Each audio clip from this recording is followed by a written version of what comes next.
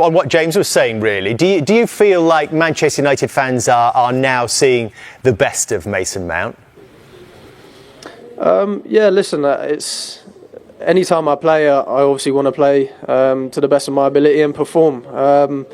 I've had setbacks, I've had difficult times. I feel now I really need to keep pushing on and keep building on these performances.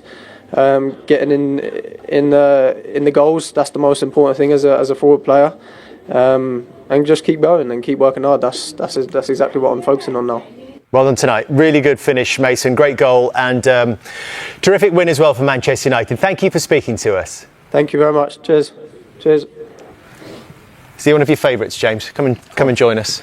Yeah, no, like I say, he's just such a nice lad off the pitch. Like, genuinely, he's just a good person. So whenever you have friends like that in football, no matter whether they play for rival teams and stuff, there's a lot of satisfaction in seeing him do well, because I know obviously he's been through a tough time these past couple of years with injuries. Yeah, did it feel like it was sort of weighing heavy on him because of a big price tag as well? Yeah, big price tag, massive club, big expectations, and it just didn't start probably the way he wanted it to.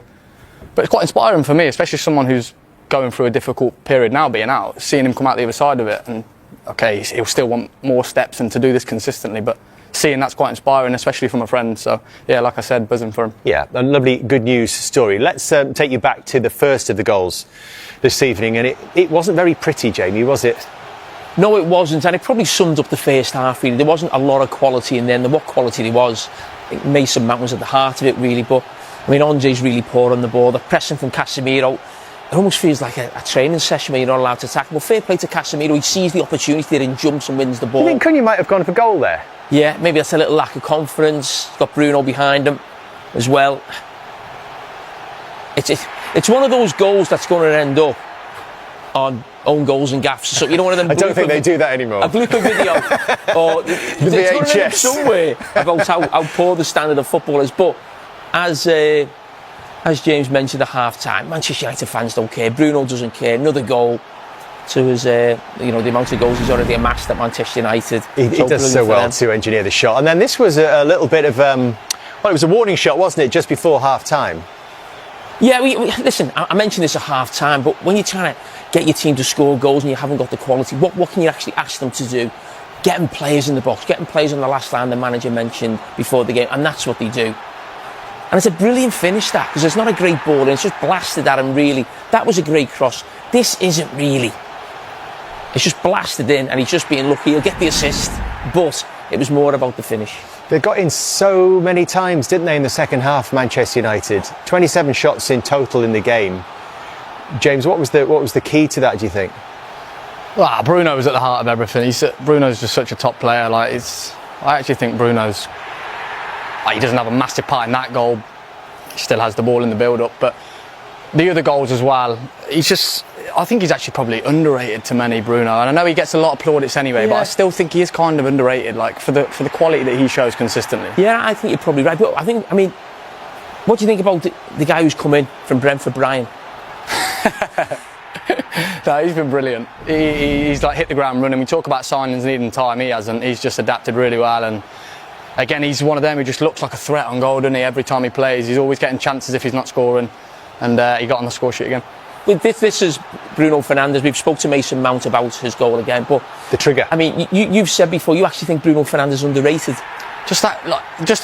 Every time he's on the ball, he does like to always look for the longer pass. He looks short, and some players have the ability to be able to see every pass without having to look short, look long. He can just see it all, and the quality he has, you've seen with the Mason goal. It's on a plate for him, and he does that time and time again. To be fair. Yeah, this is the penalty. I mean, it comes from Bruno Fernandes. Corner, picks out his mate on the edge of the box, and that's where the penalty comes from. They were probably fortunate in the first half. Wolves actually didn't give another penalty away. Probably a little hard done by Manchester United. So Bruno steps up to take the penalty. We were having this little conversation in the studio. I wondered if Cunha might actually, because he's had 8 shots tonight without scoring. And Bruno, as we were discussing, has missed 2 of his previous 3. Do you think that might have been the motivation for him to actually want it? Yeah, and also 3-1's not, the game's not done and dusted at 3-1. The manager won his best penalty taker taking it. I think Cunha missed one earlier in the season in a shootout as well when they went out of the cup. The famous one at Grimsby. Yeah, so I think the manager would have wanted the best penalty taker taking that to get the cushion. But if you're thinking bigger picture, you talked about Brian and Burmo. getting the goals, and that helps him settle after the big move. Is that not what Cunha needs himself, and that will then help the team? Yeah, but they'll come for Cunha. I have no doubt about that. He's just a player with high quality. You look tonight how many shots he had. He's in and amongst it. He's, like I said before the game, he's still such a big threat on goal. The goals will come for him. I think the most important thing was just scoring the penalty, and Bruno's the best at that. I think James is right there. I think if it's we give it to him and maybe let him take it. I think Bruno Fernandes would do that. 3-1's that awkward one. If that penalty's missed, they get a goal from nowhere in the next 10 minutes or so. You're hanging on with a minute to go. I mean, honestly, no. And there was 9 minutes added at the end of the game as well. So you can imagine that if a situation like that, we'd be the first to criticise, maybe Bruno Fernandes or him passing the ball to Cunha. So no, that was the right decision from Bruno. 4-1 it finished from 27 shots that Manchester United had in a game, the most they've had in any match under Ruben Amorim so far, and their highest. Ruben, it took a while to get into your stride, but you must be really pleased with how convincing it was in the end tonight. Yes, of course. I think we started the game really well. We scored the goal and we let a little bit Wolves to come back to the game.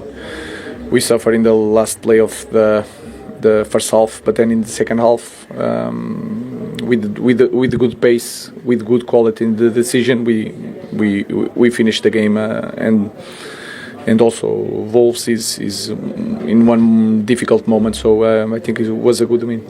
You had the most shots of any game since you've been in charge. I know you can only play against the opposition in front of you, but did that show perhaps you're getting more clinical?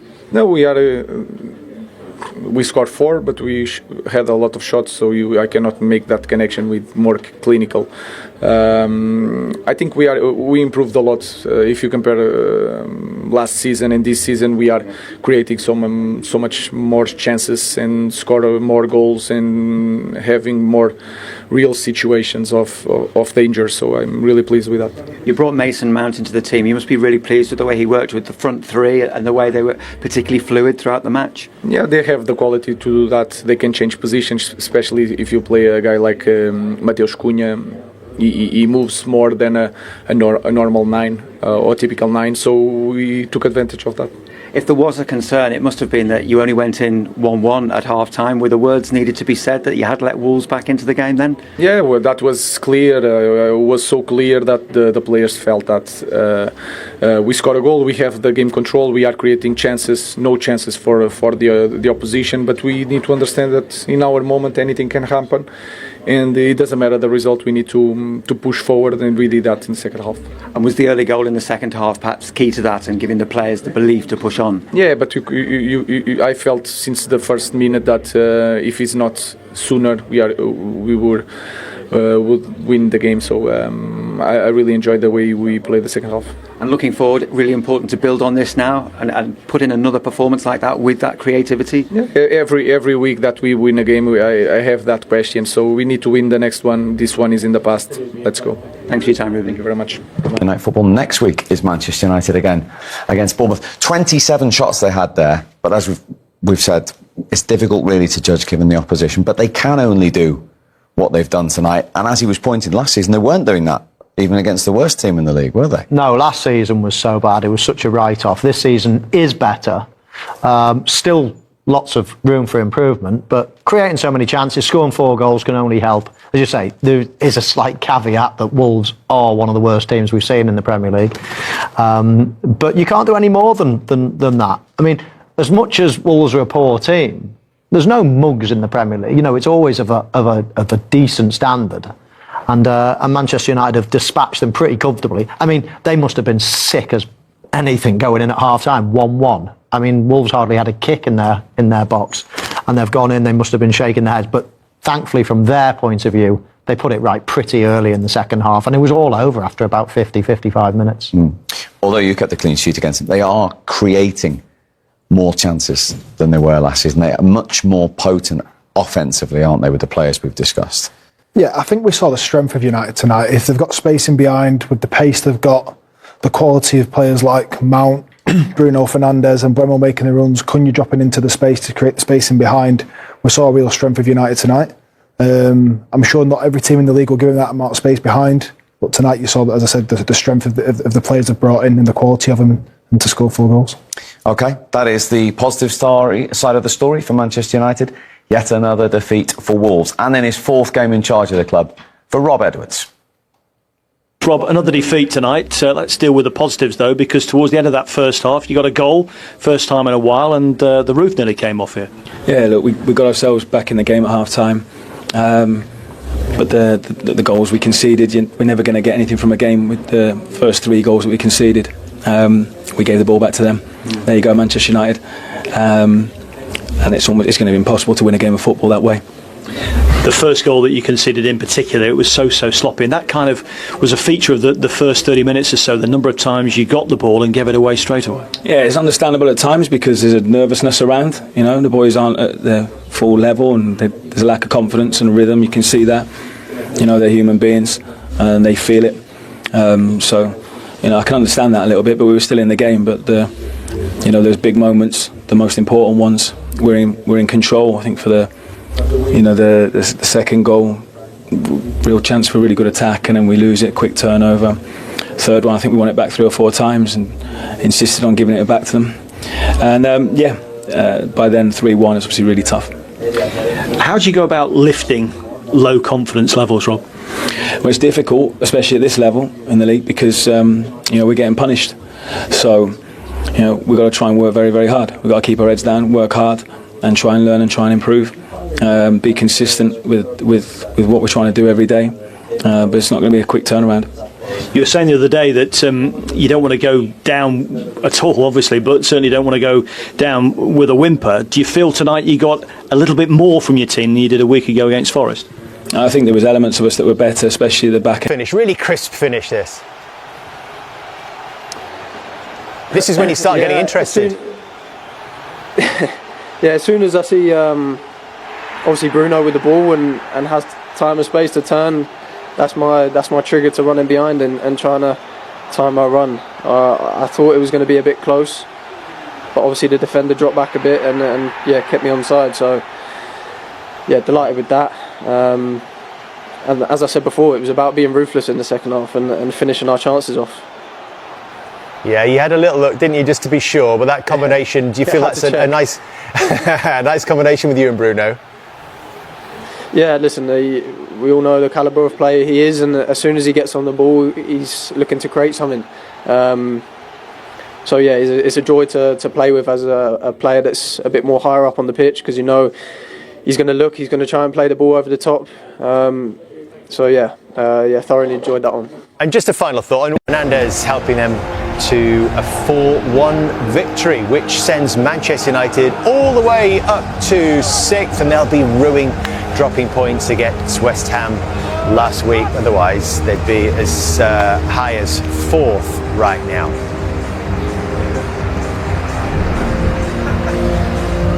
Two points from 15 games, one of only 4 teams in Football League history to have taken so few from the first 15 games of a season. That says it all, doesn't it? It's a long way back. Turns out to be a very good night for Manchester United. 4 goals, 3 points, and up to 6th in the table. And one of their goal scorers, Mason Mount, waiting to speak to us right now. Good evening to you, Mason. Thank you for speaking. Just to let you know, we've got someone you might know who's with us tonight. We're showing him the ropes. James Maddison, his name is. You may have heard of him. And he may get involved, but I will kick things off if that's okay, Mason. Tell us how that feels after what felt like a very good performance, an emphatic victory in the end, and for you back in the team and another goal.